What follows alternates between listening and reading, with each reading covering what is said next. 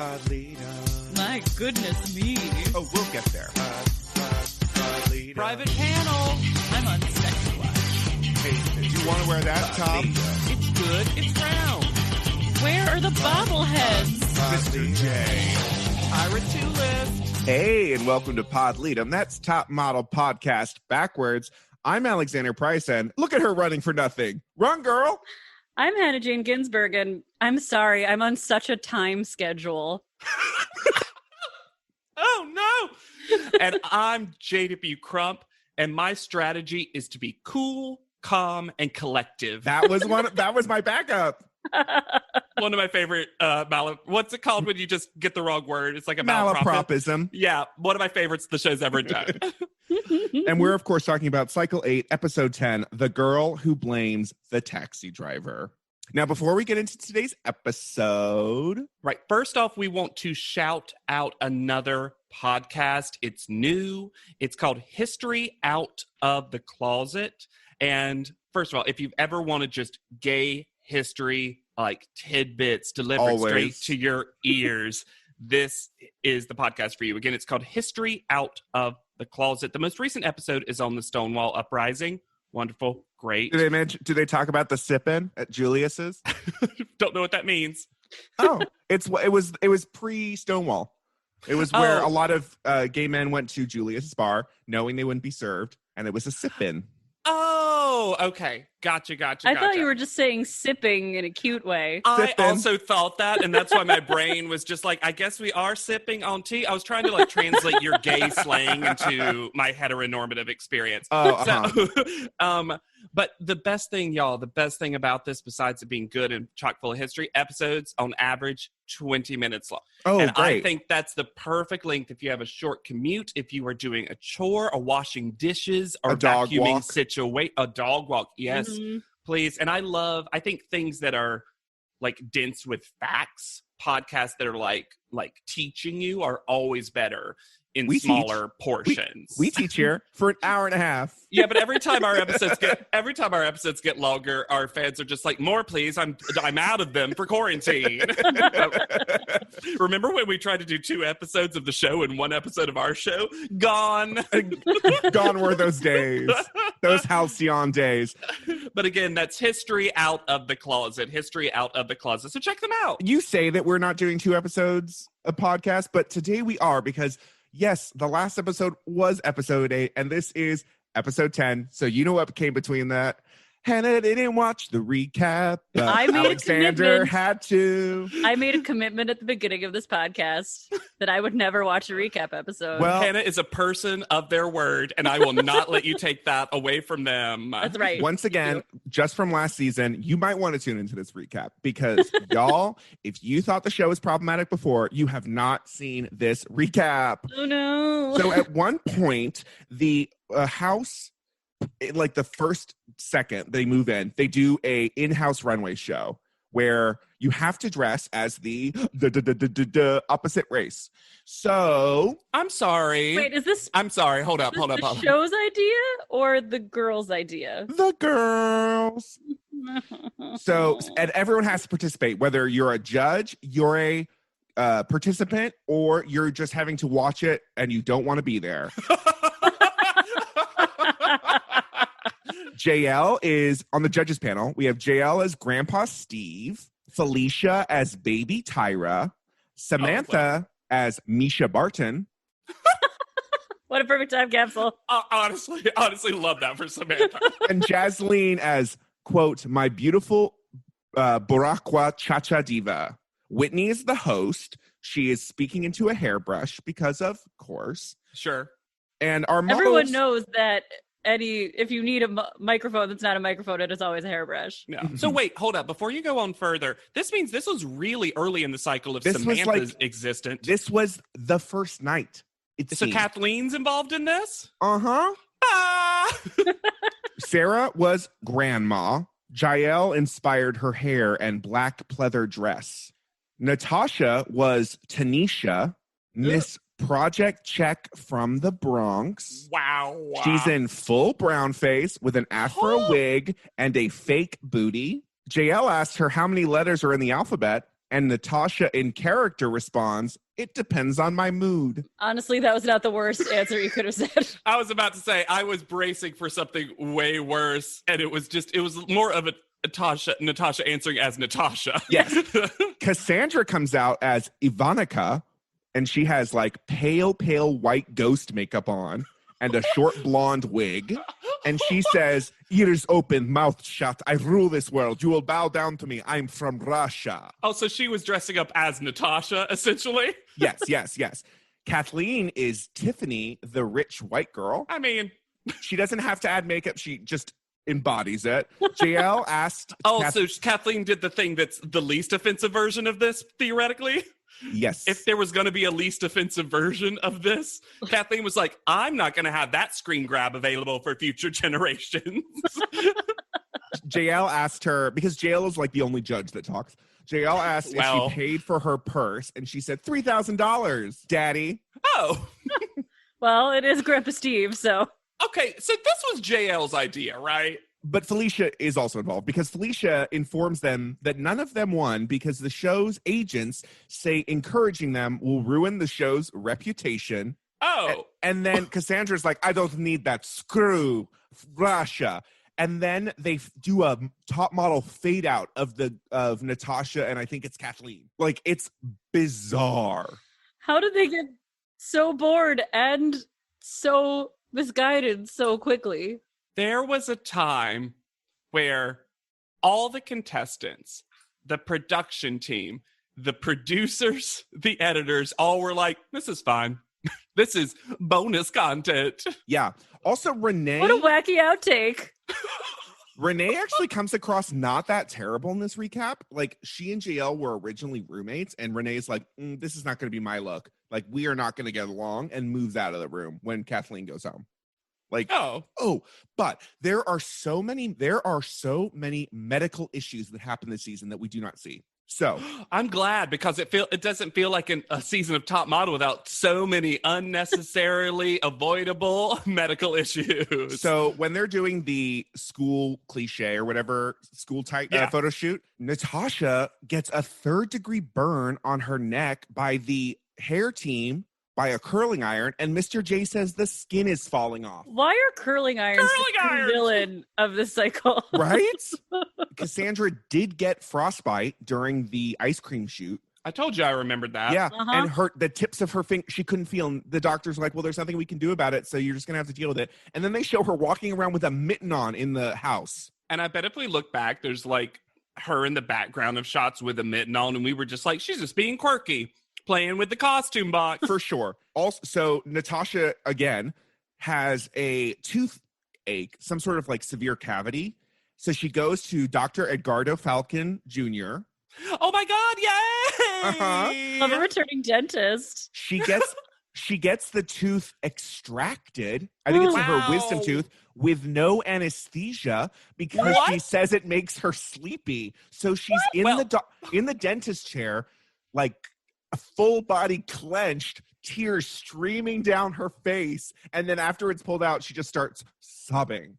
Well, I mean, of course, there's no warning that this is gonna happen. It's just like, I think it's so funny that Samantha's whole insecurity was missing a tooth, and Natasha was like, "Oh, really?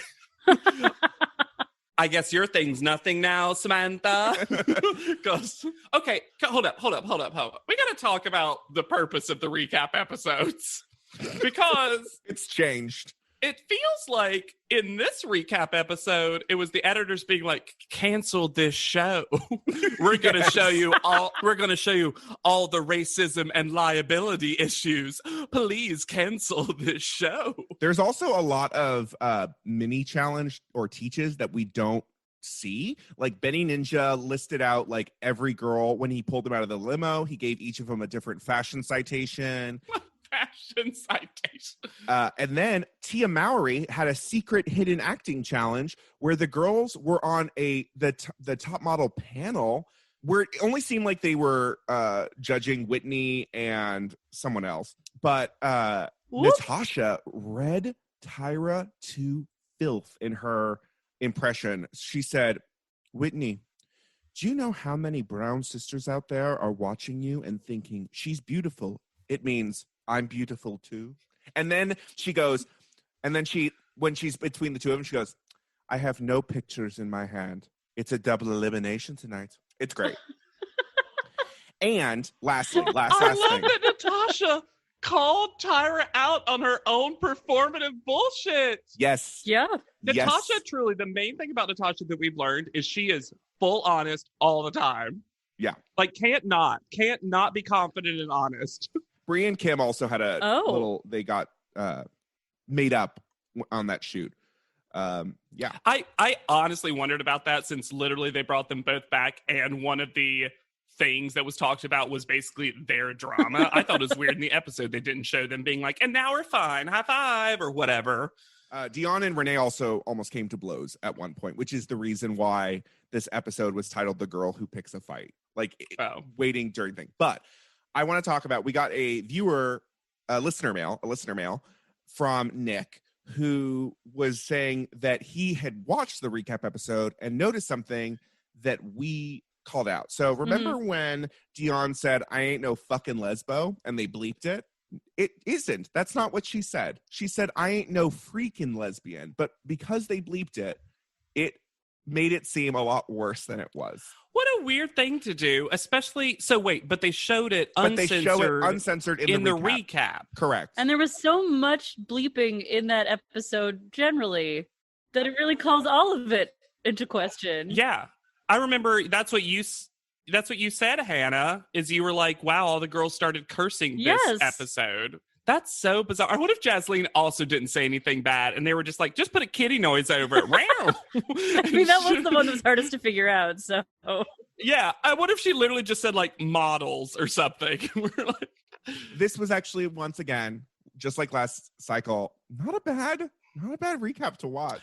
I'm gonna say this though, Alexander. I absolutely don't want to watch. No, I'm so grateful. Well, I did. I'm so grateful that I have not watched anesthesia-free dentistry. I feel like me and Hannah need to Venmo you $2 each for emotional labor of that recap. I don't want to watch that at all. But that's Kid Reporter Alexander signing off. Oh God. Okay, let's get to this episode. Yes. We've been recording for 7 hours. All right. The girl who blames the taxi driver. Good title again. Great title. The previously on says the phrase, the CoverGirl commercial was a breeze for some. Was it? No. Maybe Renee a little. Yeah, no one did well. They're trying to already gaslight us into thinking Natasha did like so amazingly well, and she did fine. Anyway, smash cut to the Sydney Opera House, just in case you don't know where we are. And Jasleen, okay, starting right now, Jasleen is bothered. Jasleen is bothered starting now throughout at least the next episode that I have watched. Yeah, Jasleen starts not looking great going forward. Not that she's actively doing anything bad. She just is sick of these other contestants. She's ready to win. Yeah. She has big introvert energy of like, I need to be alone and I am not getting it to restore my energy. It is interesting how you're not just allowed to be annoyed by other contestants on a reality show. Like, you have to come up with a deep, dark reason or something that they're doing to you. And it's just like, no, other people are annoying. Even the people you like most, if you spend too much time with them, they get annoying. Yes. This is actually where I think Renee shines. I think in Talking Heads, Renee is very good at being like, look, blah, blah, blah's a nice person. Don't want to talk to him. Yeah. Don't want to. That's not what Renee wants. And if you guys didn't clock that, my favorite moment already of this episode is Dion being on team Brittany is bullshit with me. I don't know if we can be friends anymore. I literally wrote the note, Dion is Alexander. Because she basically just says what you said on the podcast, except she uses the word skit. That's the only difference, truly. Yes. It was so, you are lying. I love that. You are lying. When we get back to the beautiful hotel room. Actually, one sec. Before we get to that, I want to say that now Renee hates Brittany. Everyone's decided they hate Brittany. No, I think everyone wanted JL to stay because there's nothing more like damning to someone else about you than when to your face they talk about how great of a person blank was. Mhm. And Renee was like, JL was the one who was fun all the time. Right into Brittany's soul. Like into her mouth. Yeah. Remember JL? So what happens, Hannah, when We they get back to the beautiful hotel room, and we do not have Tyra mail, but we have JL mail, which is JL on Mal. my new top model nemesis, the Tyra mail podium. The didgeridoo? Why? Why are you here? Podium, how is the Tyra mail stuck to you? Why are you so offensive just sitting in the middle of this room? Do you know why? It's because they thought it would be too on the nose to do the didgeridoo of doom that we normally get. So they just decided to put an actual didgeridoo. Like they tried to just have like a koala sitting there holding it in its mouth, and they're like, no, this is a step too far. I'm shocked that the show had the restraint not to every time there was a new Tyra Mel to go, whoa, whoa, whoa, whoa, whoa. Although Girls, Tyra Mel, whoa, whoa, whoa. using restraint in relation to the music cues in this episode, there are approximately 9,000 music cues in this episode. that go all over the place. And I wonder if it's truly because it's Australia. So they're like, nothing we do is going to be offensive, quote unquote. So just give us that Australian background music. My favorite, like, quick switch of the cue was when they're doing both of Britney's sepia tone flashbacks. And for the acting challenge, she's got this, like, 1920s tootly jazz music. And then when they switched to the short-term memory loss sadness, there's like silent movie violins in the background. What? It was so funny. Conspiracy theory. Do. Was this all music cues from Australia's Next Top Model that they just imported the files from? Erica was like, I got fired. Here's the cues. I've got them on a flash drive. Erica doesn't I was give the audio engineer also. Oh, I just realized, Alexander, because you did the emotional labor of the recap, we understand why it says XOXO Gramps on the JL mail. Yes. Because the JL mail, the cover at least, they have individual letters that just tell them they're great. But That Dion doesn't read. No, Yeah. the best one is when she puts in Renee's, when you win, will you loan me $1,000 to pay my rent? Love that. Love that. But it says, empty your souls and let your spirits sparkle the universe. That's the most JL thing that's ever been JL'd. I love it. Yeah. Love it very much. She also told Natasha she was the most beautiful girl in the world. I mean, She knew what Natasha would like to hear. yeah, exactly. JL understands and is an active listener to people. And then the next Tyra Mel says, there's more to go see than kangaroos and koalas. Love Tyra. And they immediately understand what that would is. At this point, if they don't, this isn't a group that often figures out the Tyra Mel unless it's about kangaroos. As we'll see. Yeah. But go see is like the easiest thing to do. Let me ask y'all an opinion question, actually. Let me ask y'all an opinion question. Do you like it do you like the fact that they all often do the go sees overseas? Yeah, I like it because it's how will another market react to them? Because they theoretically have how will the American market react to them by the judging panel. And whatever like, photographers are in over the given week, and the involvement of 17 throughout the cycle. And I think sometimes it actually helps some girls. Like, I think that some girls who are maybe not doing so well get to go further because they do so well overseas. Sure. I agree. Australia loves Dion, that kind of thing. It was like Narelle in Japan where they were just like, oh. Right. And Amanda, like. Yeah, for sure. Okay, I was just curious because it's one of those things that not every cycle, but the vast majority of cycles. I think the only one I remember specifically is I'm pretty sure the petite cycle is in America, and I think we all know why. Yes. And I think that's really funny. Although they just go to Hawaii. I would not object to 2 go see episodes within a cycle. It would be interesting to see growth from like do go sees in America now or in Europe. Let's see how you've changed and how you've improved. But that's way too real world practical for this show, so it would never happen. Yeah, for this show. Absolutely. We'd rather do another ice cream shoot. And lots of corresponding teaching. We need to go sit in a Sears warehouse. So we head to Priscilla's model management, where we meet Priscilla Layton Clark and client model Jody Mears. And if you could guess how Jody is spelled, you're a genius and a psychic, because there is no way you would guess the secret H. I wrote down Jody, spelled, I think, the more traditional way, Jodie. And then I looked at her name and I was like, oh, okay. And then I typed it a different way. And then I was like, that wasn't right. And then I rewound it. I typed this 4 times before I spelled it correctly. Also, I want to talk a lot about Priscilla because I, new fave, stan, love everything about this person. Jody is introduced as the new Erica replacement host for Australia's Next Top Model Series 3, and Jody doesn't talk. Like, she doesn't say it. You think anything. Right after she says that, she's going to be like, she's going to snap into it just like Erica and be like, hello, girls, and welcome to Australia. But she just doesn't talk. She also does not make any facial expressions. No. I hope Erica watched this episode and was just like, Jode, hi. I don't like this at all. Another listener informed me that Erica Haynitz was no longer the host because she pursued a singing career. Oh, I want to buy that single. I loved Erica. Every time I think back to Erica, I'm just like, how great. So she truly almost had the exact same journey as Tyra, because that was cycle 2 of America's Next Top Model, except for Erica in series 2 is just like, but I'm going to do it. Bye. Also, Jody is not the last host of Australia's Next Top Model. There's another one at some point. Delicious. Love it. So Priscilla Layton, is that her? Layton Clark. Mm-hmm. She's fabulous. I don't know why I like her so much, but the energy she gives off is professional. Just amazing. There are so few times we see someone on the show who is both kind and professional. Yes. That's what it is, truly. It's that she seems nice, too. But it is a breath of fresh air.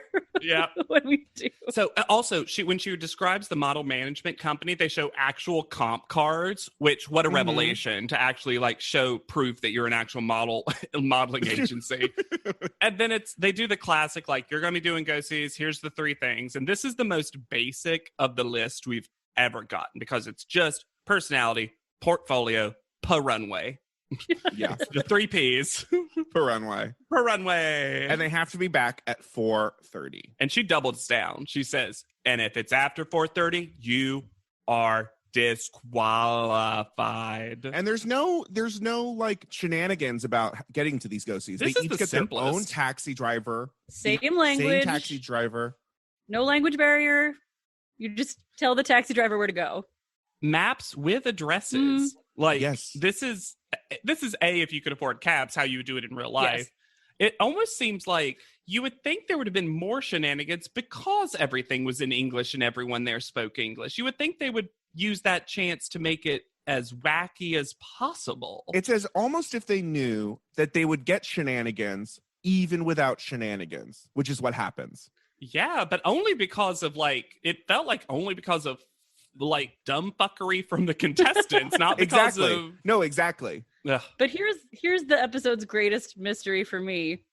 Are those tiny paw prints on the butt of Natasha's jeans? Yes, they are. What? I didn't even notice this. Tiny white paw prints, like a raccoon had boosted her over a fence. Maybe they're her little babies. And her baby is lifting her up. Every time I saw her running around, I was just like, okay. I do like the idea that she's like a Cinderella figure, and there's always tiny woodland creatures helping Natasha succeed. Like every morning, she's just, like you said, just lifted out of bed.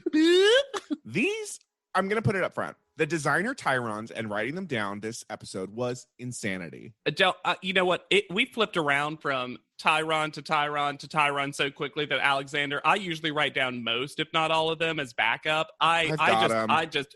Here's the thing, though. I don't think, except for 1 or 2, it even matters. No. You can list them, but no, it's fine. They go to a lot. There's like a swim beach. There's always, there's like the casual, the gowns, the swim beachwear. But yeah, the Tyrons aren't introduced. Sometimes they're introduced. Shockingly, when it's a man, they seem to put the Tyron up immediately when they were speaking. But all the women got their Tyrons way later. It was very weird. That's if Tyrons could be sexist, you would think that would be sexist. Because the only name that I remembered was Wayne Cooper. Yeah. But we also spent a decent amount of time at Wayne Cooper. I was going to say, wasn't there only one man who was, mean? Yeah, but there was 2 guys. Yeah. Natasha introduces herself to at least one designer as just Natasha from Russia. Mwah. She does. And Renee keeps up the name. She does. And everyone else has fully abandoned this. Oh, yeah. Yes. And I thought Renee was one of the ones that hated it the most. Now it's her favorite thing about her. Renee is the one that takes everything Tyra says as like gospel truth. So if Tyra told her that Nene would be good for her, she will be Nene forevermore. Well, and I'll say, too, that this is a good episode for Renee in general, but also on the go-sees, I think she's one of the most professional contestants we've ever had. A lot of her go-sees feel like a real interview. Like she's having a conversation. She's explaining her portfolio. And she later, when she does that genius move of I heard she just had a baby, so I slipped a baby photo in. And then the even better boss move of her being like, oh, I just had a baby. What? You did? Congratulations. That was fine. The one thing I have a question, why did she lick the picture? To make sure they stuck in there. To stick him in there. Look. Yeah. That's not how you express love for your baby. you know, Hannah's going to be looking pictures all day, every day soon. Dion learns a really terrible lesson at her first. Oh, God. So I think it's at Lily Boyd and Anna Hewitt, the bathing suit one, where she asks at the end, like, oh, can I keep it? And they're like, sure, you can keep it. And then that inspired Dion to ask that at every go-see. It truly makes her think that that's a normal thing to have happen and not just a silly thing that came out of her mouth that got an unexpected answer. Yes. Once would have been cute. When it happens that initial time, I'm like, oh, that's so fun. What a fun interaction. And then she becomes a flea marketeer. like she's like, can I keep it? And she's like, you can keep the top. Just the top. You know what I mean? It becomes like a whole negotiation. My favorite is when she says, can I keep it? And one of them says, you can buy it. Yeah, I loved that so much. And also, in any other context, what Wayne Cooper says to her would have come across low-key racist when he was like, I expected that to be in your back pocket. But I'm like, no, because Dion asked for it. Well, no, hold up. We'll get to Wayne Cooper and the problematic. That moment right there, okay, for anyone else would have been problematic. But Dion spent 3 minutes negotiating for that dress. Sure. Did we know that Brittany could not walk at all? No, because feels like new storyline. Who dis? We only did that one day of runway training at She's the school. So bad. She is so shockingly bad at walking. Yeah, because we did it during the high school thing, and I think she was one of the one. She won. She won. She has a shoe trophy. That's where the golem came from. Okay.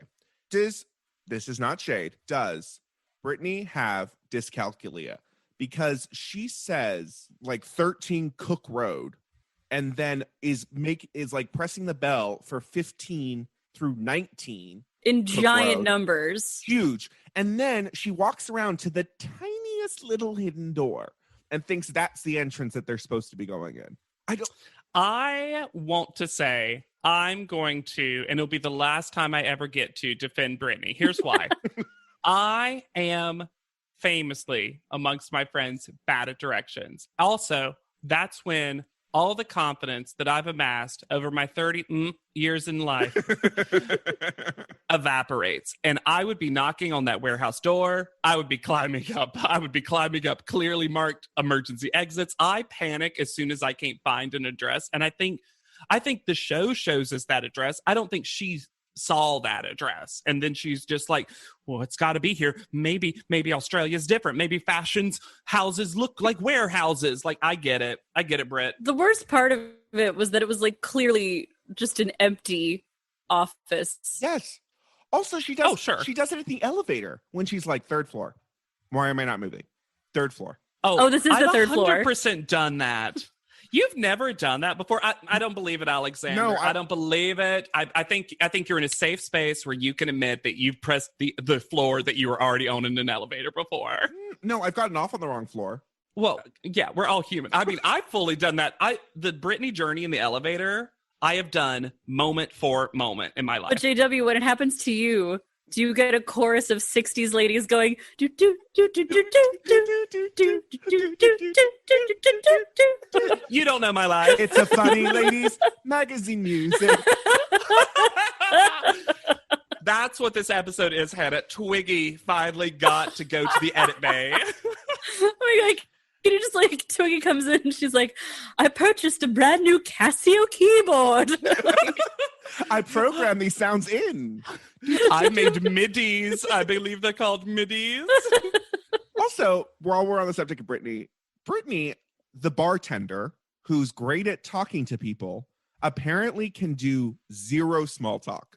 She sits there so awkwardly. She says that that's her strategy, though. She says that, like, you don't want, and I get what she's saying theoretically is you don't want to be, like, overly talkative and annoying, but she pivots way hard the other way, even when they engage with her. The first criteria was personality, and she has zero. yeah. Except bad walk. Which, I mean, fun personality. Also, but I don't know, back on the walking thing, I feel like she got the worst feedback in the world because she's been told that her walk is great. She has a shoe trophy to prove it. Maybe. Like, why would she have improved her walk? I think she just, And I'm not saying it's not bad. It's devastatingly bad. Some of the worst Oh my walking we've ever God. seen on the show. But like you're worried she's about to fall down. Yes. And I feel like she just went into it way too confident about all the wrong things. It's like, well, I know that I have this, so I don't need to show it. And it's like, well, these are people who've never met you, so they don't know what you have. So you kind of have to show them it. she gives us the feedback that we praised in previous cycle where she's like, well, if one designer doesn't like you, it doesn't matter. You just got to go on to the next one, which would be fine if any of the designers liked her once. Talking about designers not liking a person, when Natasha hugs Arabella Ramsey, after she just said that Natasha is too sexual and flirtatious, the face that Arabella made was Naima level uncomfortable with hugs. Exactly what I was going to say. And Natasha does her signature move to initiate a hug, which is to like dive in. Like she's diving under a wave to get into the ocean. That is not reading the room, let's say. So we've put it off long enough. We need to talk about Wayne Cooper and his interaction with Dion. Wayne Cooper, who has the biggest showroom space we've ever seen on the show. Yes. He says the phrase, like Dion's like wearing a dress and she says, oh, it's hot. And he says, I love a bit of black on black. Woof. Yikes. Yikes. Nope. He does say that he would put her in the show, but still not. Well, that's the thing, is this is the kind of racism where, like, he's not anti-Dion in any way, shape, or form. He just also is very comfortable saying casual microaggressions Fetishizing her? over and over. Yeah, exactly. Like, it's that kind of racism that if you called him out on, he would not understand why it was racist because, I mean, I don't know Wayne Cooper. Maybe he's grown and learned. I always hope that people have. But, like, that, like, he'd be like, but it was all positive. And you're like, yes, but. Yeah. Yeah. It's both racist and I think sexist as well, because Yes. this is something that has happened to me where I will get hit on in a gross way and you'll say, no, thank you. And they'll be like, but I was complimenting you. Mhm. You're like, nope. It's like catcallers always, I feel like, have that defense of like, but I was saying good things. Uh-huh. I was saying I would love to sex her. You're like, well, but that's not. And now that I didn't remember that quote, Alexander, and now I'm worried that the thing I defended earlier because Dion is fully going flea market shopping everywhere, maybe it was like also racist. The Damn stealing it. thing when he said that. Yeah. He said it was going to be in her back pocket. Maybe it was. I mean, But I also feel like Dion definitely also asked for that dress. oh, for So I feel like maybe both are true. Both maybe can be there's true. a world where both are true. It's complicated. It's a complicated situation. Yeah. Hannah's like, it absolutely is not. Both sides. Both sides. Oh, you know what, guys? Have you ever thought about us seeing it from both sides? So You know Dion- who's living their best life? That dog on a zebra skin rug. Oh my God. That dog looked at, I think it was Dion. It was. Looked at Dion, and I almost was like, is Dion going to ask if she can take that dog? Can I just have this dog? Can I have the dog? Dion just has a familiar for the rest of her time on the show. Is this what being a model is? I just ask and they give? Ah, They just give me a thing? cool. But they did use that dog as like Project One Way. Swatch. Project One Way. Project Runway used to use Swatch as like a transition of like. You almost imagine it being like, ruh-roh. Can you believe what's about to happen next? Why do I think dogs sound like I know, that? I was also because I was also then going to go into Flintstones like it's a living. That used to be my favorite joke on that show is when they would use a real bird and they'd humiliate it Yep. and then be like, it's a living. I'm like, well, this is capitalism at its worst. So Ah! Renee and Dion jump in their cabs and they're like, we need to get back to Priscilla's. Yeah, most professional two. And honestly, are we surprised that those are the most professional two? Absolutely not. No. Brittany's like, I got to get one more. Why is Brittany there always asks her cab driver, how far away are we from Priscilla's? And he says it's going to take 15 minutes. So with 19 minutes on the top model clock, she says, I'm going to do one more. And that's all she says, Mhm. which comes up later. Because she makes the world's. Well, let's talk about this now. Okay. Let's talk about this now. And then Jasleen gets back with a minute to So spare. yeah, again. Jasleen Okay. also manages to cram in one last go-see, but she does it to a fast-paced cowbell theme, so manages to get back in time. And so Brittany makes the erroneous decision to walk to the next place. That she doesn't know where it is. And I was like, Brittany, you have proven that you do not know directions, just like your favorite podcast lead-em host, JW Crown. And so why would you walk? I would never walk. I would never do this. I would not trust myself. This is a bad idea. Yeah, when you only have 4 minutes. And then she said, I mean, that's even, honestly, at that point, that's beside the point. And then when she comes out, because she does find it, I guess, when she comes out, she's so mad that her cab driver's not there. The cab driver's not there, and the edit team is not going to let her have this. Nope. They have the footage of her saying, I'm going to go over there. She didn't tell him to meet her there. And he just says, okay. And then she's a full bitch to him when she finally gets back to the cab. She starts cursing at him. It's horror. It's such a bad look. And she's committed to this lie. It's very, you're the help Yes. moment. Well, my theory is when we eventually get back to Priscilla's and she's standing outside the door screaming about how it's the cab driver's fault, I really thought that she thought they were going to be like, oh, it was the it was the cab driver's fault. You are undisqualified. Come on in. Natasha, you stay outside. You didn't complain about the cab driver.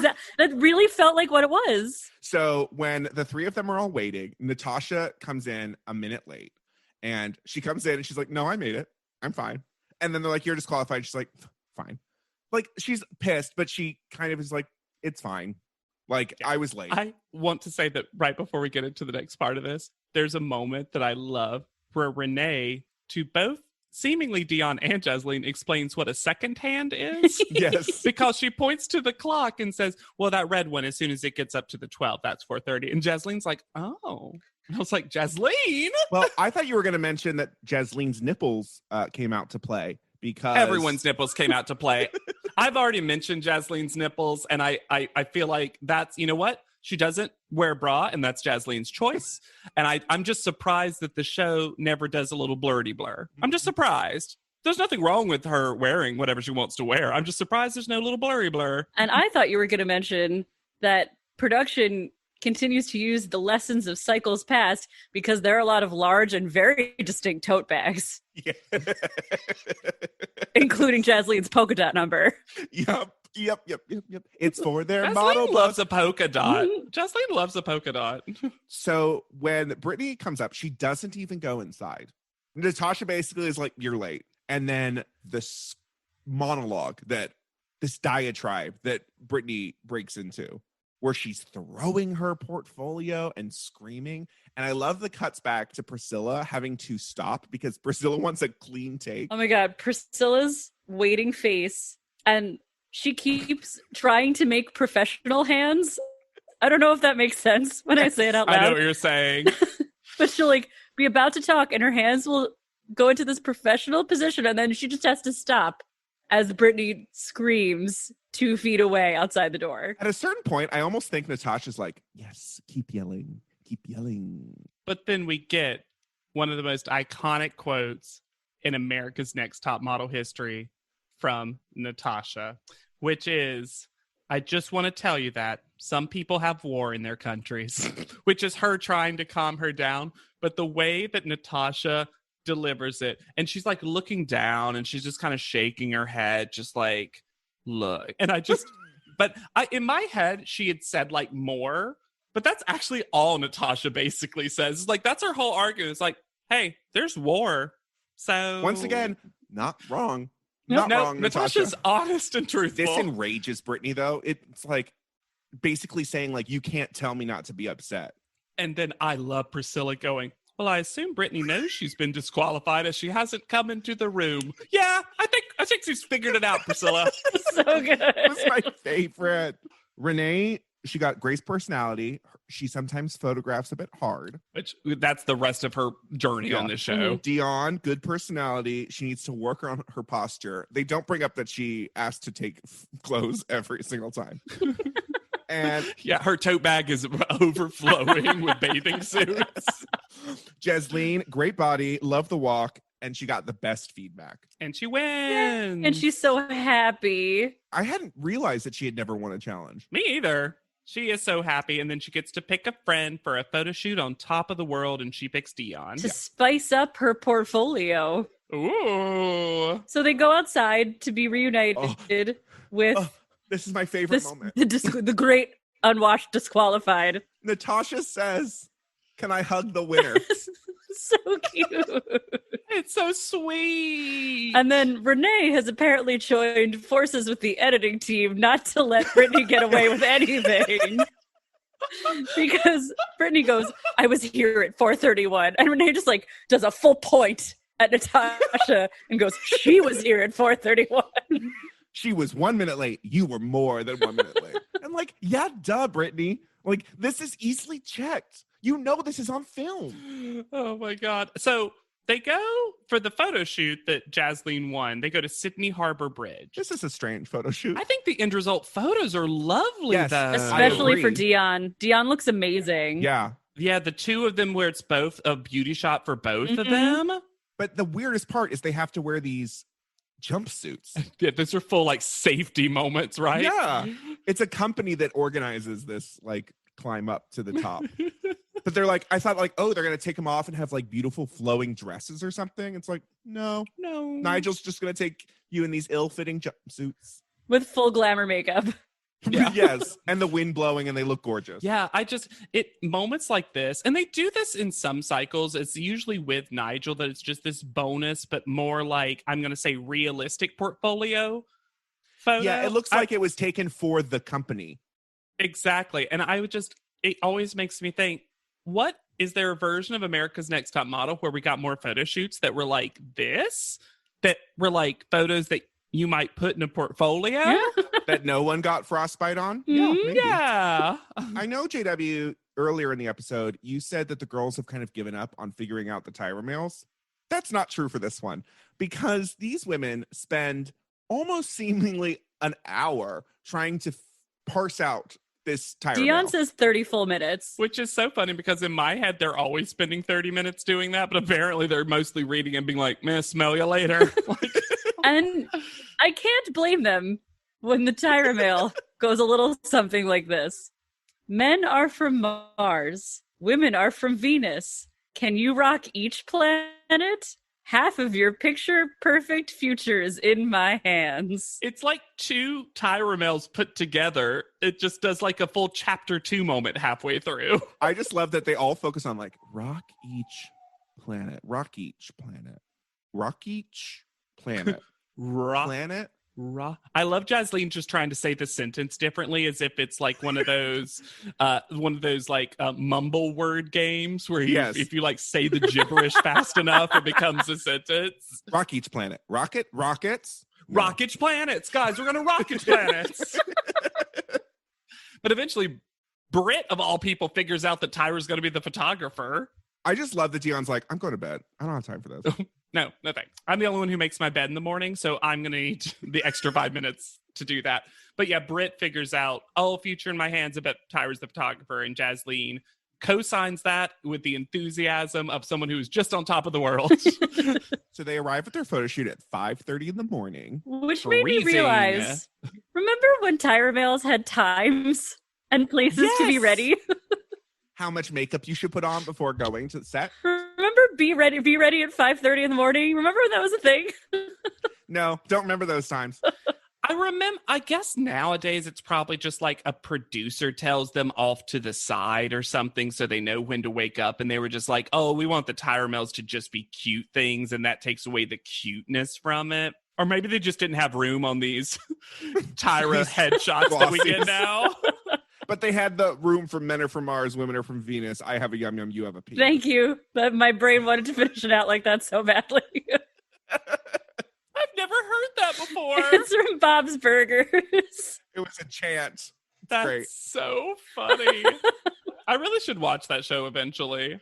New podcast idea. So they're told that they're going to do women's magazine and men's magazine, and they're going to be shooting with sexy men. Ooh, But Mr. J got a photographer who knows all about women, who is very sensitive to women. It's Tyra. And everyone's like, so it's not Tyra? And then Tyra comes out. And then Tyra and Brittany have an exchange that's hilarious to me out of context. Like, I understand what both of them are saying, but they're like, we knew it was you. And Tyra's like, you knew it was me? How? And Brittany responds, because it said hands. Brittany, you were doing so well with the Tyra Bell. It's the best. And then they remind us that the only ones she's actually shot are Cycle 1 and Cycle 7. And Right. truly, why was there such a gap? I know we discussed it in Cycle 7, but like, why did she do Cycle 1, get good photos, and then be like, no? Who knows? Was she just recording that single that much? Yeah. Yes. We do learn the male photographer or later, though, right? Yeah. I was Slater. so ready. I was so ready for the male photographer to be Tyra in a baseball hat. Doing her own version of that photo With like a shoot. fake mustache. Yeah. Oh, it's me, Tyrone Banks. And you're just like, oh, boy. Tyrone Woof. Rivers. Whoa, okay. Oh, instead of Banks? Yeah. Oh, it's Tyrone Mutual Fund. Tyrone Wells Fargo. it's branded content now. Do you know? Back in the day, it would have been Wachovia. Back in the day, it would have been Wachovia. Do you know, Alexander? The best evidence for Brittany was terrible the entire time was Sutan going, "It's always something with you, huh?" Yes. I was like, oh my "Ooh." God. Yeah, you know it's bad when the styling team knows that you're a Mhm. problem. Also, because mostly the styling team loves everybody. Yep. That's like Yeah. who they actually get along with. And Sutan just is not having Brittany. Not even a little. Yeah, and Brittany's like, I'll take extensions as long as they're not sewn in. Okay, thanks. Mr. J's wearing the cutest sweater, by the way, that's all black and has this big sparkly skull with 2 wings. It's like classic Mr. J, where Yeah. it's just like normal outfit, huge embellishment. That's the Mr. J I want. Brittany's model is David Sciola, and he's now a realtor. He's now a what now? Realtor. Classic journey. Nice, Mhm. nice. Brittany complains about being cold. To be fair, everyone's freezing all the time. Like everyone's gonna, and as we'll learn, apparently right now, Sydney is just so cold every day, all day.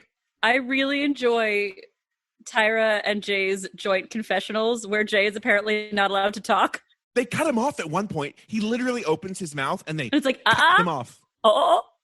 But they do get to pose in unison. I Yes. love them doing Dion's up arm motion at the exact same time, the exact same way. And I'm like, oh, that's one of those juicy moments that happened in one take. And you're like, perfect. Mhm. Dion's model, get ready for his name. His name is Brad, quote, River Rope. Rope? Brad, his last name is Rope, and his nickname is River. So he's Brad River Rope. Interesting. What a name. Did you look up anything about Old River? No, Oh, I couldn't River find Rope? anything about Fair it. enough. River Rope? No. Maybe it's Rapay. Ooh.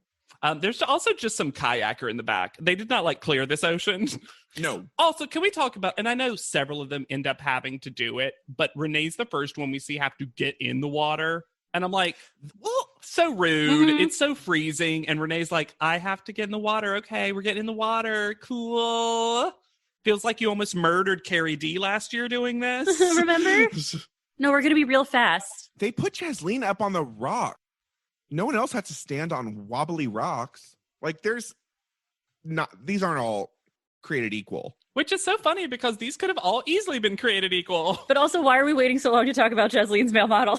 Oh my lord. I don't remember him. Oh, He was the one with the buzzed head. he was the sexy one. Oh, the one that later on they're like young Nigel, Uh-huh. Yeah. which isn't a bad comparison. Nope. No, his name is Tamati William.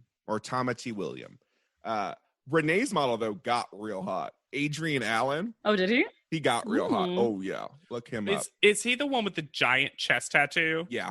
Okay, I love when the male models break the mold of what the show says is possible for modeling, because he has, especially when, okay, I have to say this now actually to make this make sense. I did not notice that they had done a color filter on this entire section until they get to the male modeling things and they do it in oversaturated color. Why did we have this weird Vaseline filter? And I didn't even notice. I just thought it was dark. It looked like everyone suddenly got a spray tan. Yeah. It's so weird. They tried to make the show look like what the photos were going to look like. It was a weird editing choice that you truly don't notice because you just think it's like dark and murky and cold. Yeah. And then as soon as you see them switch over to the men's magazine shots, it's just like, saturation. But his tattoo is the brightest, biggest chest plate. And I'm not insulting it. I'm just saying that it's so funny that they're like, you can't have tattoos, lady models. And this guy comes out with like a full peck of a tattoo. And before we talk about Natasha's model, I have to ask a question. Who was Tyra speaking to when she said, I made a pee-pee? I made a pee-pee, mommy. Not that assistant that walked away. I think Not for me. she was referring to the fact that her jeans got wet while they were shooting in the water. Oh, yeah. Oh, for sure. But you're a professional on set, Tyra. To whom? To why? To Jay? Was it to Jay? She just always assumes Jay is standing directly next to her and doesn't even realize when he isn't. Yes. So Natasha's model, Samuel Serena, is packing. I do think that, Natasha is excited about this because Natasha is always very ready to be sexy. Ready to shine. It's very funny to me that Renee talks about how, like, she's like, sexy, great, that's something I know how to do. And I'm like, Natasha's the one. Yeah. These photos Natasha's are so like, sexual. Natasha just gets those lips ready. She's like, ready to push them out. Just everything out. Because Natasha and her male model are sort of just having foreplay. Yes. Like even Yes. Mr. J is like, oh, this is getting hot. Do we need a closed set? Do we need to close this set? Then Tyra says goodbye and doesn't return it as Tyrone, but instead Michael Alm comes out. And why is he shirtless during this photo shoot? Because he's cold. He doesn't start shirtless, right? I don't know. I wrote that's my first note about him is he is shirtless. And I said, you're at work, sir. But see, maybe that's the thing. Maybe it's that kind of thing where, you hear those things about when an actor has a nude scene, the director will also be nude. Maybe he was like, hey, I understand you're freezing. I'm also going to be freezing in, what's it called? Not in unison. Solidarity.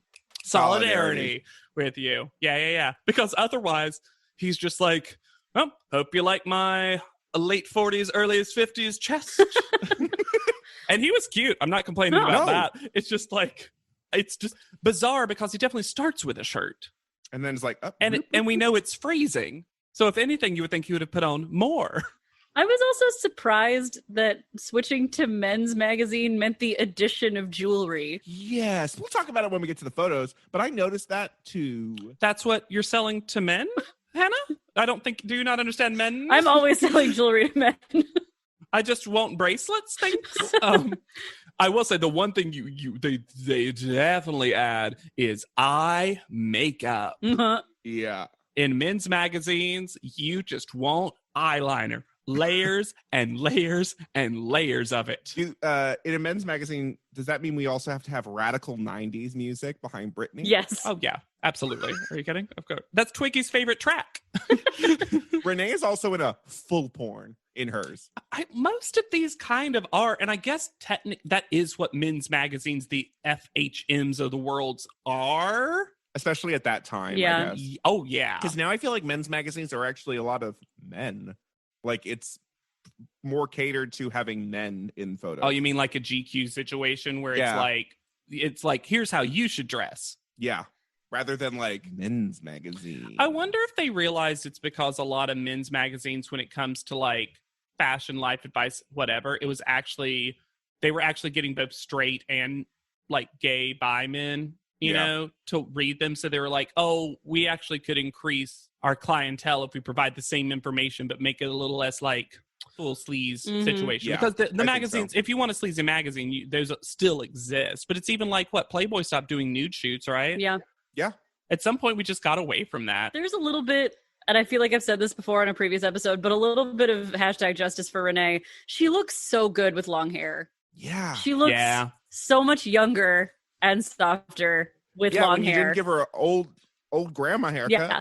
Yeah, she got what we would call today like a version of a Karen. Truly, Yeah. She got that. She got that. Or who was Mom hair. who was the John and woman? Kate Goslin. Yes, +8. Mm-hmm. That's what I think of when I think of her hair. It's not the exact same, but it's in that realm. Yes. It's that a child can't pull easily.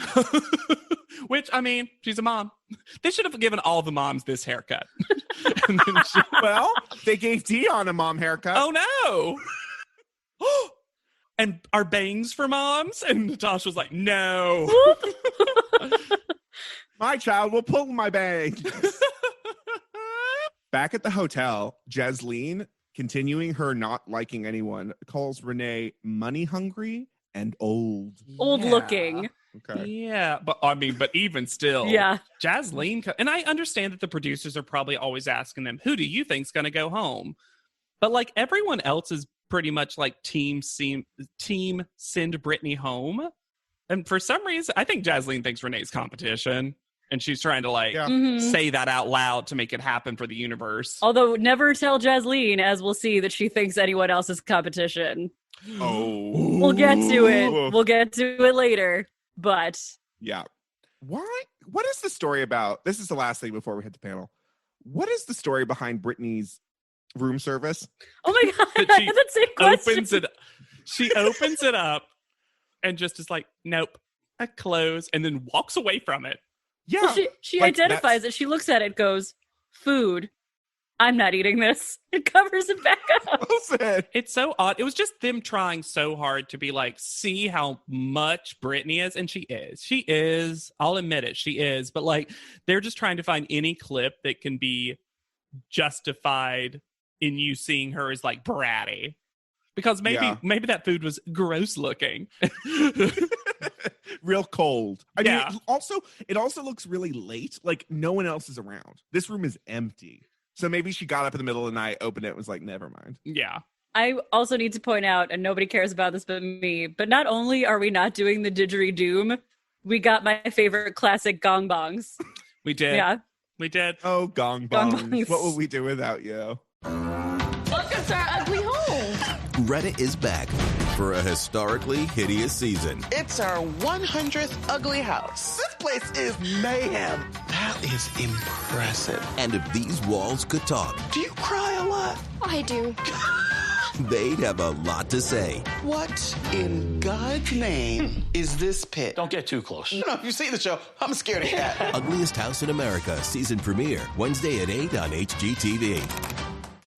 This episode is brought to you by Dead Man's Wire, the new film from Roquet Entertainment. Dead Man's Wire is the incredible true story of the 1977 kidnapping that turned an aspiring entrepreneur into an outlaw folk hero. Directed by legendary filmmaker Gus Van Sant, Dead Man's Wire stars Bill Skarsgård, Dacre Montgomery, Carrie Elways, and Myha'la, with Coleman Domingo and Al Pacino. In select theaters January 9th, everywhere January 16th. Good morning, Crust. It's a great day to be a bread brother. Ugh, mornings are not my jam. Or jelly. Oh, come on. Stop loafing around. I just woke up feeling hollow inside. Psst, just grab one of the new Morning Uncrustables sandwiches, like Bright-Eyed Berry or Up and Apple, filled with 12 grams of protein and tons of deliciousness. Crust, what are you eating? It's just granola. Not even yogurt. No crust, no fuss. Uncrust your mornings. Tyra gets 2 panel photos that are fake magazine covers, one that's ANTM magazine and one that's ANTM for men. And neither of them are good. No, they are There's not. some of her worst photos, especially the men's one where it's just ass in air situation. It's a weird, What? bizarre yoga pose. What cover of a magazine would ever have anyone on all fours? Not even Playboy or Hustler. I was about to say, the only kind of magazines that would have that are the ones that got like a paper bag over them in the store so you It's couldn't called, see like, the cover. Only a magazine called like Down Dog or Doggy Style would have a pose such as that. Oh, Alexander, you don't have a subscription to Down Dog Monthly? It's not what you think. It's a lot of dog information. You couldn't It's even pet training. format it correctly for a magazine cover, though. No, absolutely not. Also, it says Volume 3, Number 5, Cycle 8. What are the 3 and 5 even referring to? What happened to Volume 4? It's not a premiere edition, Alexander. It's this magazine has been around.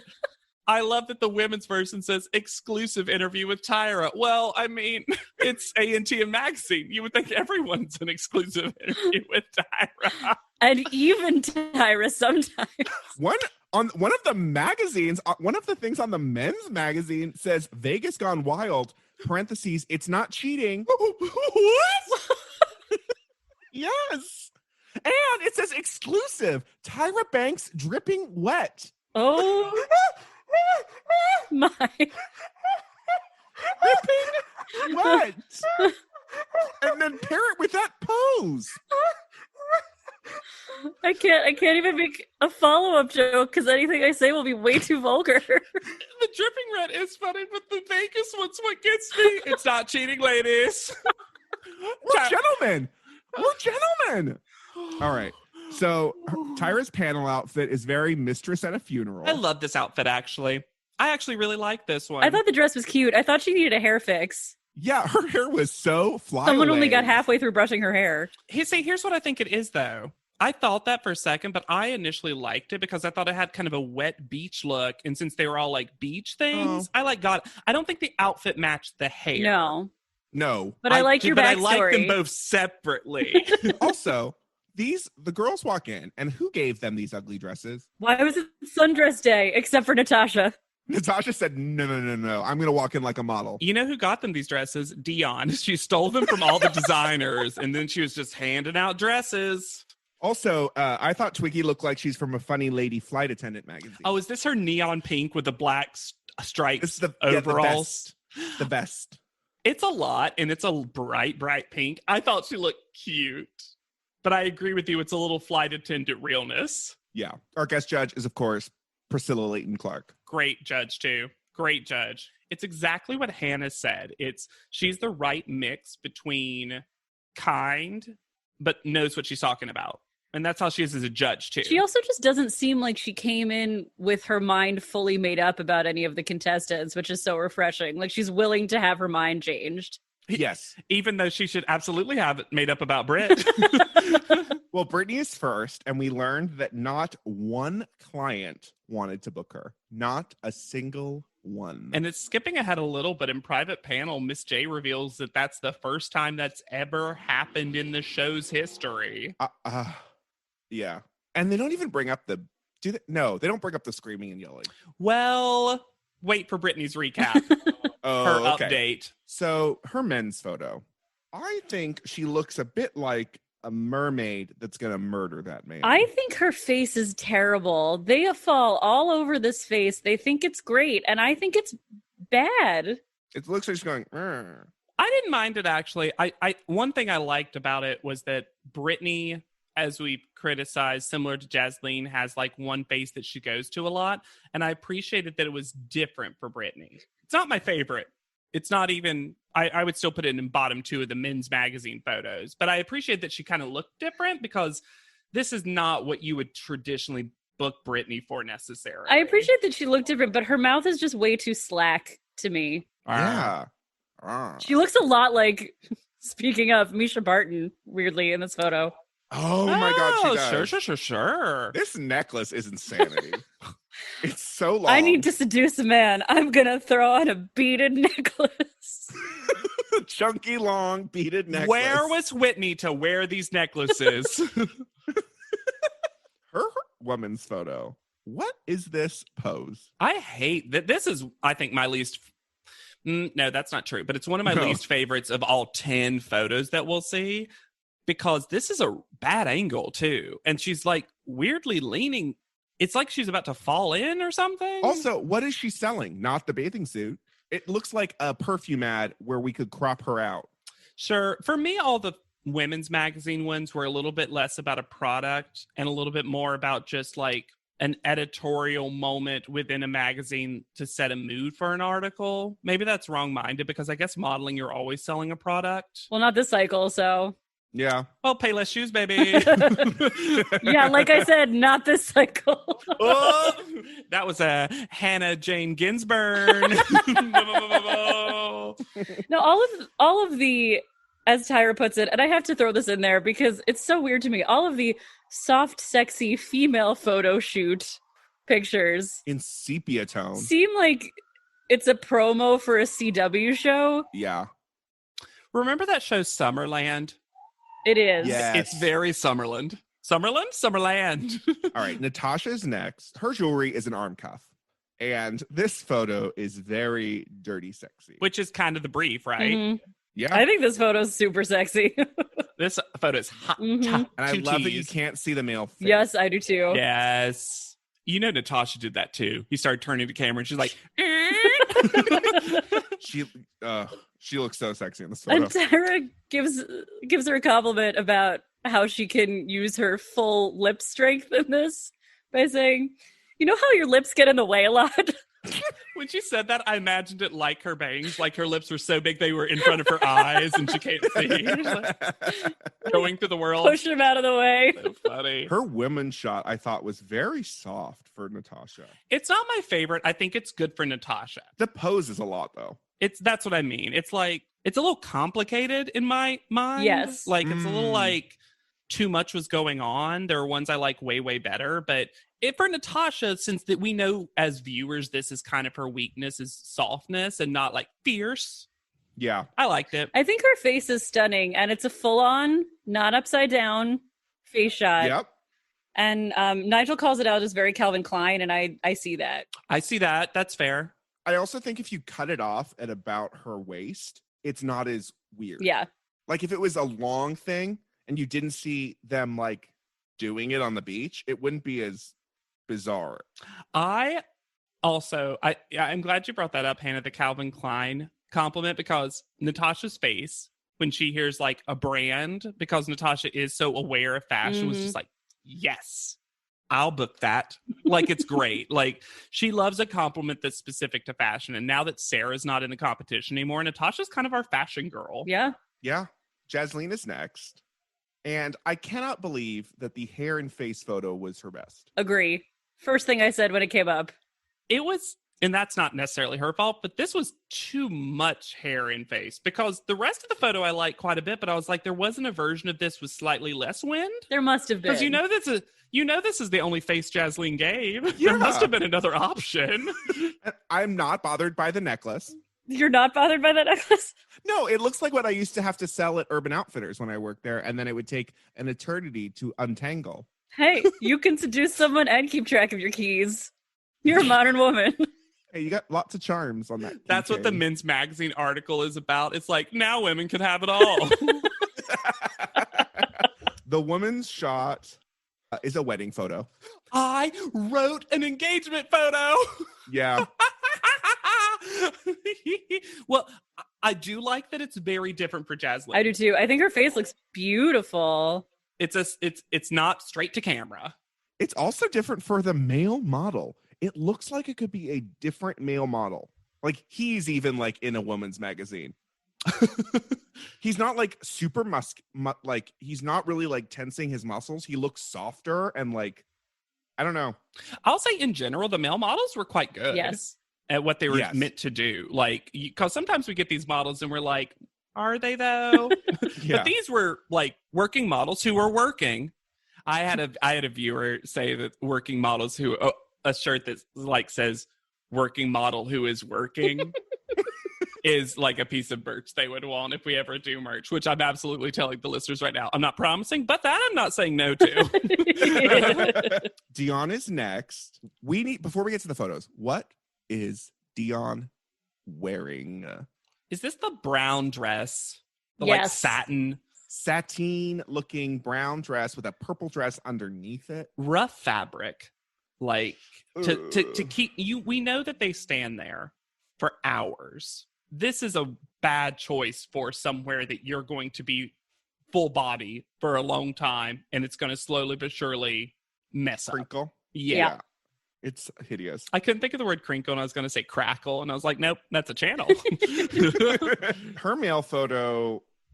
I'm going to say it. I don't like either of Dion's. I don't like either of Dion's. Neither of them is very good. This photo is a photo shoot for her belly button tattoo that I have not noticed. I've never noticed it, and it's look, those kind of things aren't necessarily bad for men's magazines, but it's very prominent in this particular shoot. And does she have a top model belly piercing? No.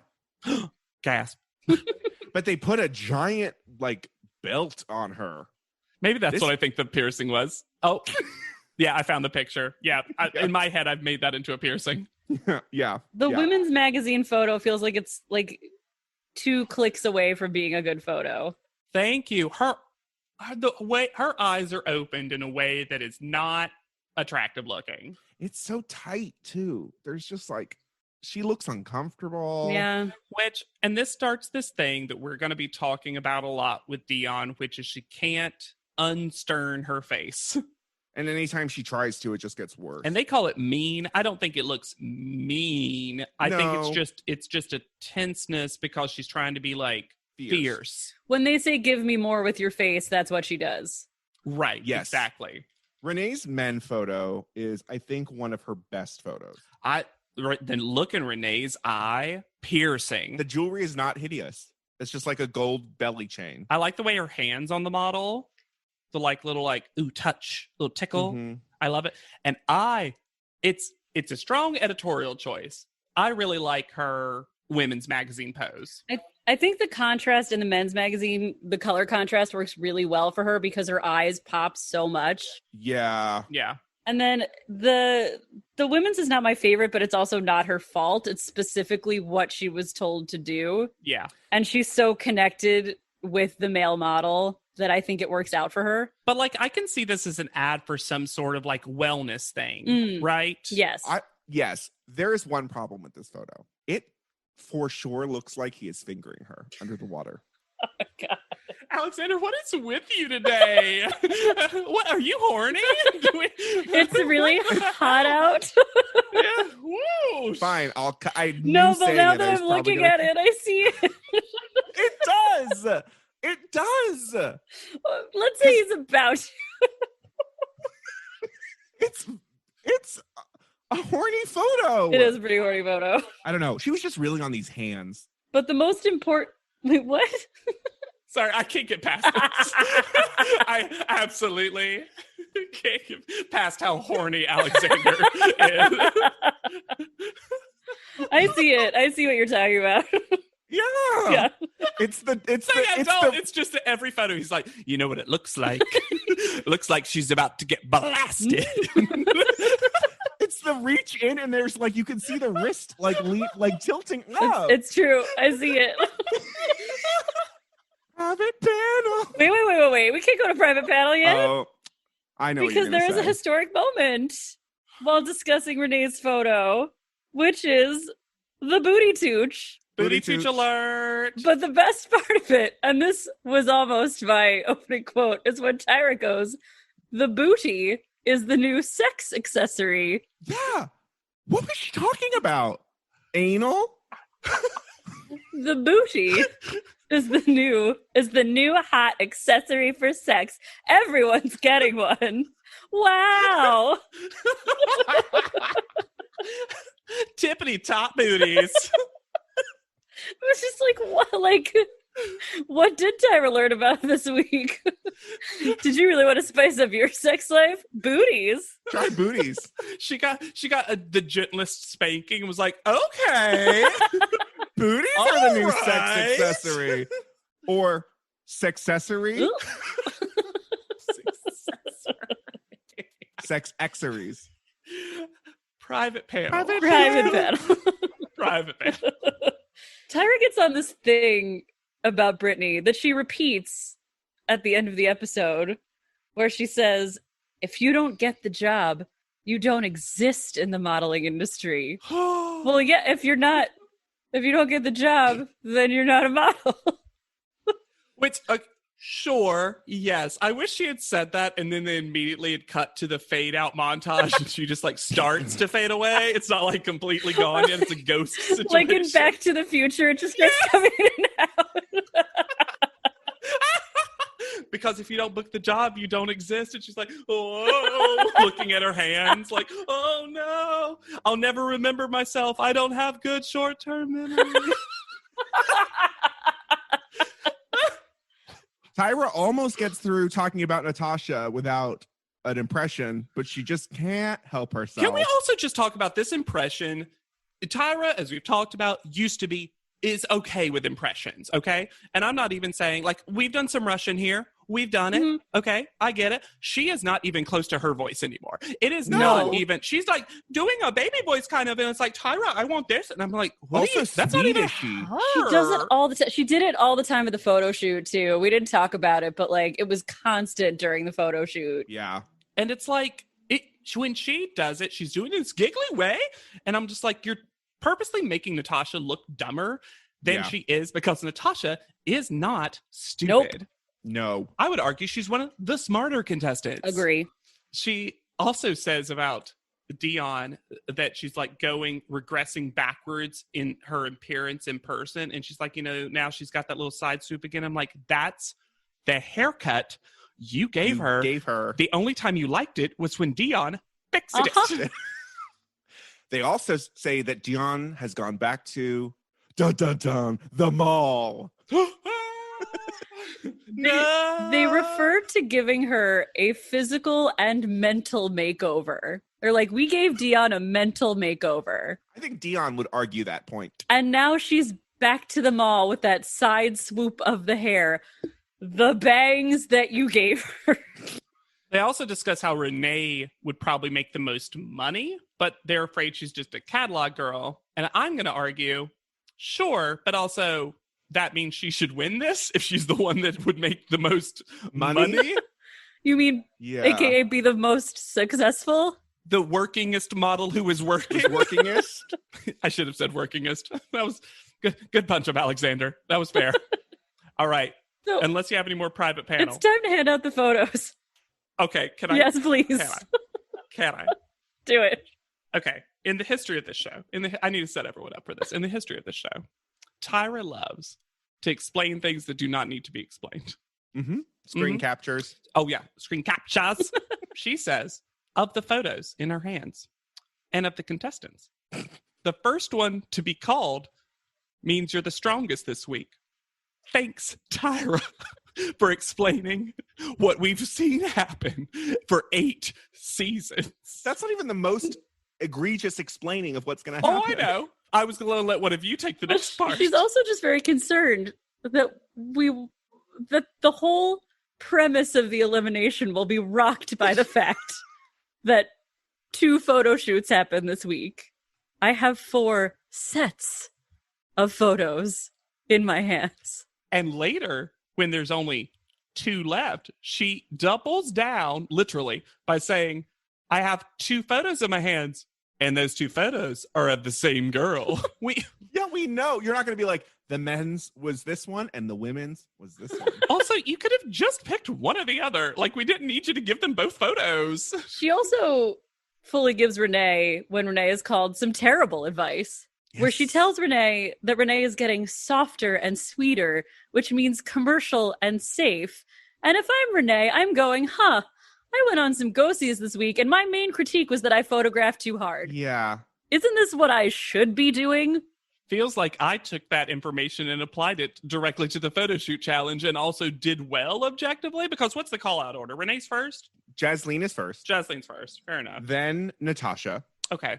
Then Mhm. Renee. Oh, wow. And I I actually think it thought was Renee a- was higher in my head.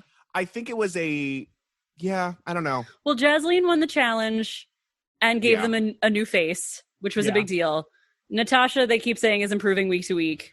I guess it's hard when there's a clear, like, top three. Yeah. You could have Yeah. shuffled these three in any order, and I'd have been, like, both Yeah. upset and okay with it. I think so. I think Natasha theoretically actually would have been first if she had gotten there on time. They also, she gives Natasha, and they mentioned it earlier, that she does what she calls the turtle, and she, like, moves her shoulders up on her neck. And then when she gives Natasha her photo, she says, you need to work on relaxing that neck. And as she's saying that, Natasha, you can see every vein and tendril in Natasha's neck. And I was like, she's tensing it so much right now because of her stress level. It's so funny. And I need to bring this up because we're going to get to something in a later episode where this makes me really mad. So I'm just going to lay groundwork now. And also, just one of the many times we're asked, Tyra, you didn't want to do a second take? Because she's talking about Brittany.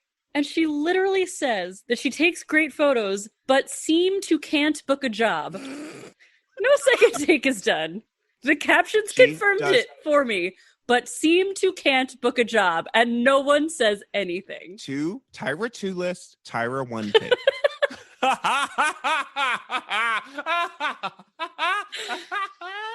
Also, I wouldn't even mind those little mistakes, even though, do another take, Tyra, if Tyra didn't constantly, hypocritically call out the girls when they used weird-ass grammar. Well, and this is what I'm leading up to for the future. Coming up later. Yeah. So, Dion stays. Was anyone else really worried that they were going to keep Brittany? I didn't remember who stayed. For sure. I thought Brittany was going to Yeah, stay. I did too. Yeah. I remembered, like, Dion was fourth place, so I didn't, like, have that moment. But if you're watching the show, you absolutely would think Brittany stayed, and the advice would be like, but you don't book it, so you got to work on that personality. Because with Dion, it's kind of one of those things where you're like, we love Dion as a reality TV show contestant, but her portfolio is just fine. Well, and I Yeah. feel like if Brittany had booked even one job, she would have stayed. They would have If kept she had her. booked Absolutely. one go-see, I think it would have changed. But you cannot justify keeping somebody who does not book one job. Yeah. Then, as Brittany is leaving, she says, I've never been like the emotional person, and I don't know what made it come out here. You've never been emotional? I highly doubt that. Well, and that's a perfect, if you've got another thing, Hannah, say it now, because that's a perfect segue. I was just going to say that it's very funny to me that her thing was like, I've never been emotional, and that's why I'm so emotional. I get so emotional. Which is a surprise to me. Ain't it shocking what Australia can do? Ain't it shocking what Sydney can do? When you're around all those kangaroos. Yay, musical improv. All Great. right, the worst of all art forms. Just kidding, my friends.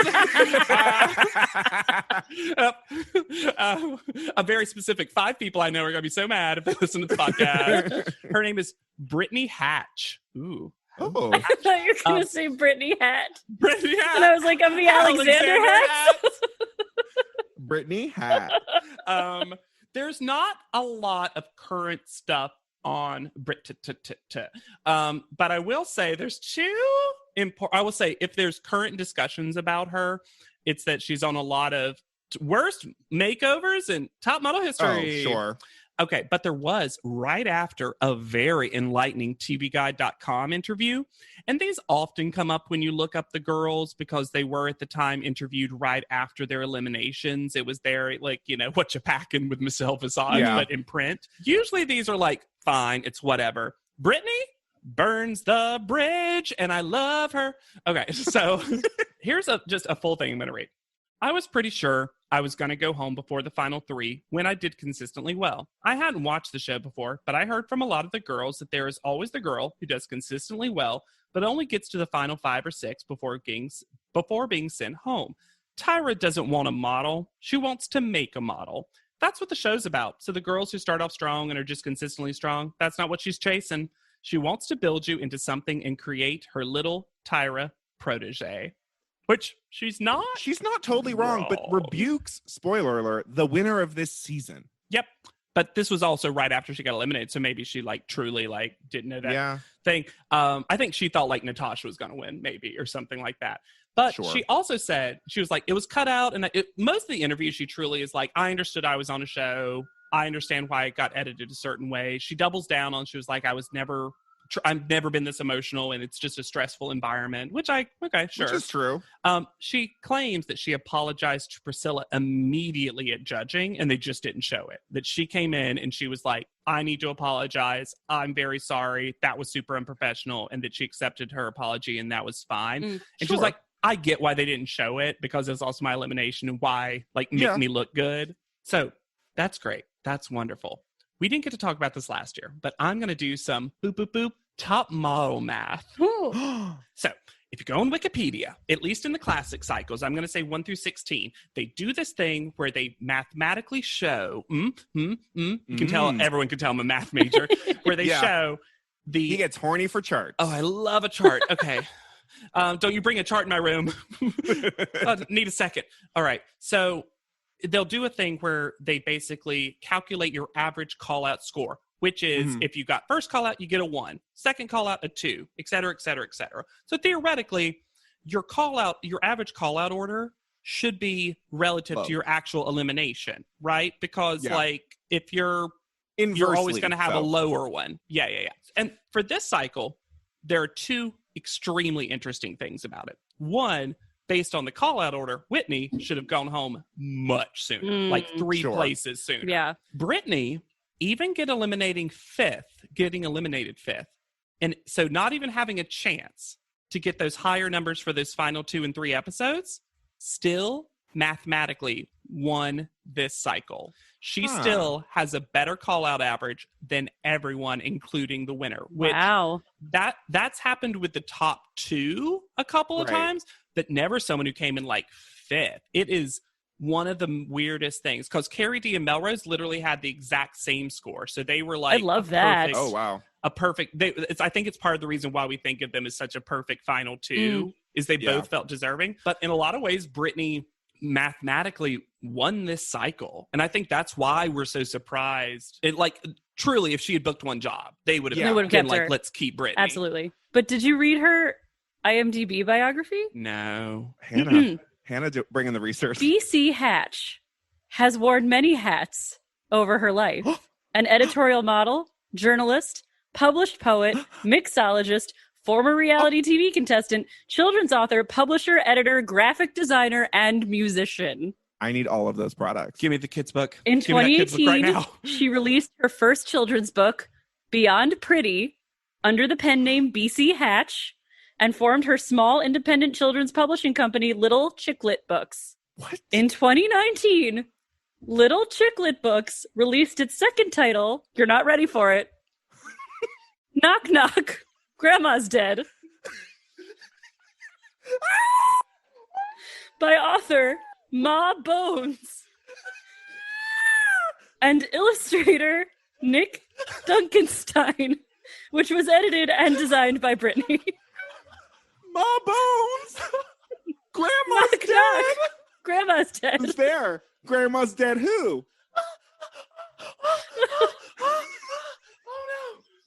Oh, I've never cried like this. Oh, no. I've never been this emotional. Well, I know what we're reading after we read Mr. J's new book. So that's recent. That's like her current gig. Yes. I can't believe I never look at their IMDb because it's always just them on top model.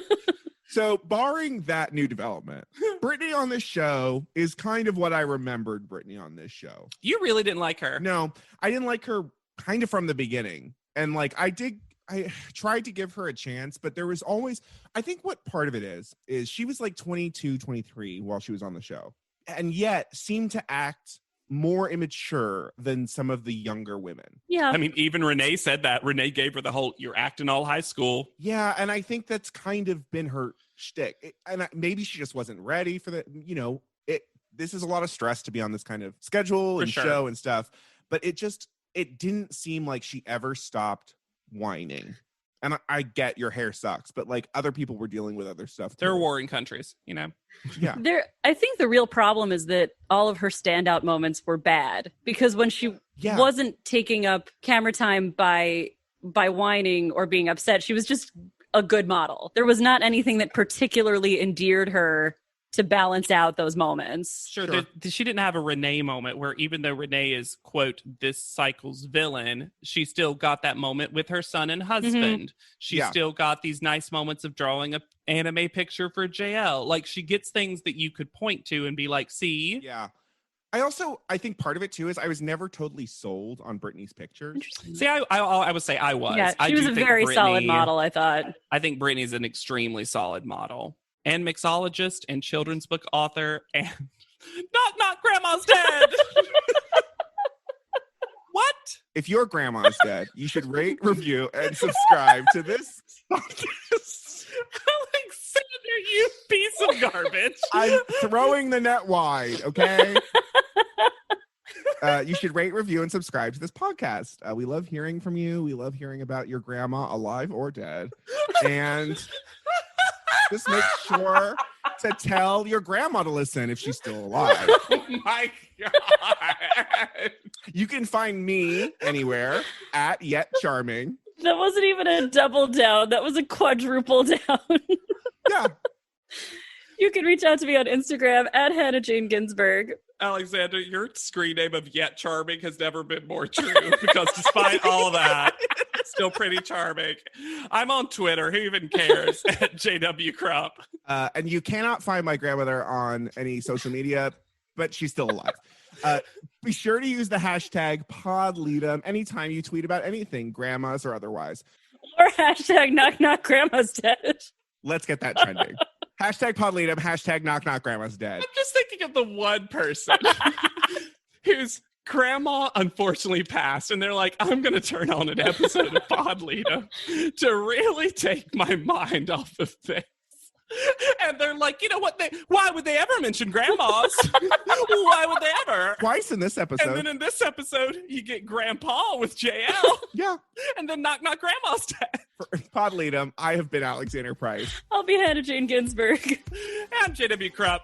We'll see you on top. Stay on top. Stay on top, Grandma. PodLeadum is not endorsed by America's Next Top Model, Tyra Banks, 10x10 Entertainment, or any of their subsidiaries. It is intended for entertainment and informational purposes only. America's Next Top Model and all names, pictures, and audio clips are registered trademarks and copyrights of their respective trademark and copyright holders.